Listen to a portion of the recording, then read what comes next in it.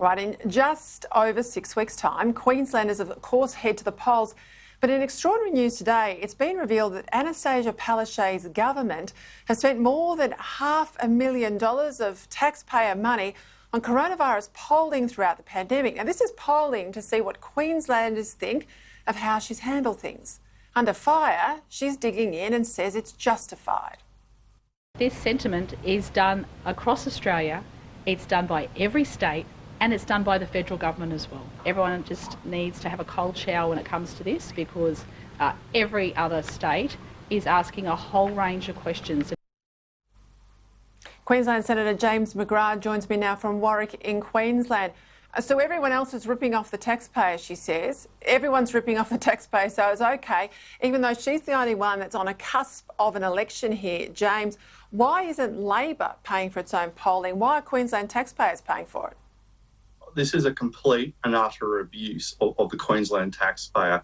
$500,000 of taxpayers' money is being spent to do internal Labor Party research. The Premier spoke there from Bundaberg. Bundaberg, which Julian Lees was talking about, is where Paradise Dam is. The greatest infrastructure fail in the country's history. She didn't mention Paradise Dam. She is all about politics. And this is what people got to understand about the Premier. She's an artificial construct. She comes and she's a Labor Party princess. Her dad was a Labor Party minister. She believes in nothing except the pursuit of power and the abuse of office to stay in office. So this money should be normally spent by a political party. You know, from your experience working at the highest levels of government, there is no way any Liberal national government would do something like this. This is an abuse, and the Labor Party have a moral duty, a political duty and a financial duty to pay this $500,000 research bill. Yeah, interesting. This is Deb Frecklington, the LNP leader's response today. If Anastasia Palaszczuk is determined to waste taxpayers' money, all for politics and populism, then it's about time Anastasia Palaszczuk either paid back the money or released the polling. She's right there, isn't she? She's so on the money there.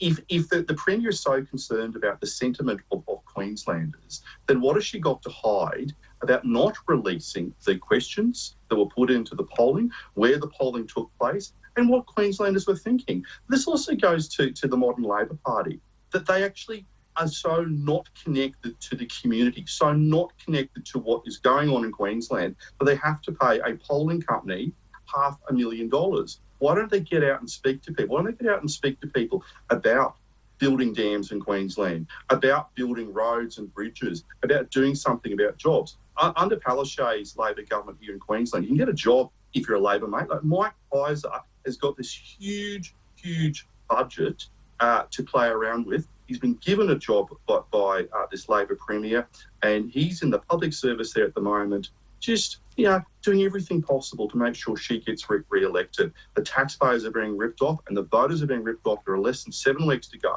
What I want to say to people listening to this program, don't get angry, get even. Make sure you speak to your friends and your family who live in Queensland, who understand that we've got a Premier who is playing the victim, who's stopping families from going to funerals and is now ripping off the taxpayer. There's no lowness that this Premier will not go to make sure she tries to stay in power. For Queensland's sake, we've got to win this election in 7 weeks' time. Just interestingly, you've run elections for people like Boris Johnson and you've run elections here in Australia too. The polls on the 31st of October, Saturday the 31st of October. Now, 1 week before that, surprise, surprise, it just happens to be the weekend that she gets the AFL Grand Final at the Gabba. I think the Mike Kaisers, the strategists of the world, would have told her it'll be a winner Premier, you'll go to the ground, you'll be applauded, it can't go wrong. I reckon when they look at her at that ground, what they'll see is a Premier who made all these decisions to let the footballers in but lock the families out. I don't think it's going to be the vote winger a week out from the election that she perhaps thought it would be. Yeah, I think the Premier has kicked a bit of an own goal here in terms of her sucking up to the AFL. And look, as a Queenslander, I'm stoked the AFL's coming to Brisbane.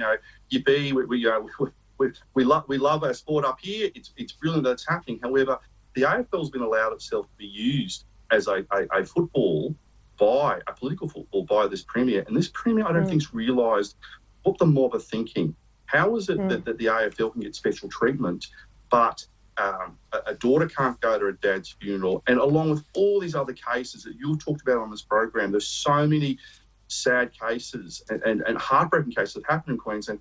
The Premier just cares about the celebrities, the Tom Hanks of this world, mixing with the glitterati. Well, let's hope they remember, James. Let's hope they remember. I've got to leave it there. They should remember. I don't think Queenslanders are stupid. I don't think Queenslanders are stupid. James McGrath, thank you for your time. Thank you, anytime.